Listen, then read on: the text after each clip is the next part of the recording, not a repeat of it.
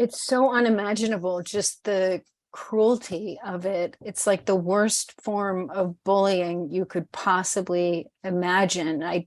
It's very hard to imagine why someone would want to do this and what would drive them. And I don't even know if it's worth thinking about it. But when we spoke to Elizabeth Williamson, she said that from the beginning, you took a different approach to the hoaxers than the other Sandy Hook families. But this is what she said about, sort of in your prescience, even back in 2012.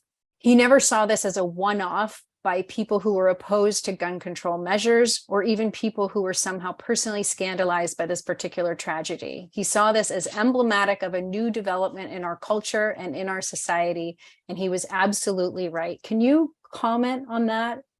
What was it that you were tapping into, and why did you have this prescience? I know you have a background in IT, so maybe that figured into it. Yeah, I agree. I mean, I was working in IT at the time. I understood technology. I understood how the internet was on this expansion. And at the same time, I also was familiar with Infowars and shows like him. And I understood that those ideas are very powerful, that they absolutely cannot be left alone. That's absolutely the wrong thing to do. Leaving them alone actually helps them grow and replicate. I knew that I needed to do everything that I'm able to do to help debunk, to help clarify, to tell my story as best as I can, which really is just telling Noah's story. That part of it needs to be clear because it will only get more and more blurred with crazy ideas, which it continued to do. And there were other events that happened that were incorporated into more conspiracy theories.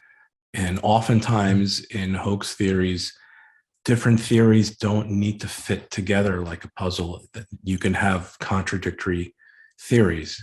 That's a phenomenon of conspiracy theory, where you can have multiple theories that don't hold together as a whole, but just create more noise. And then that's evidence for the people who follow those things.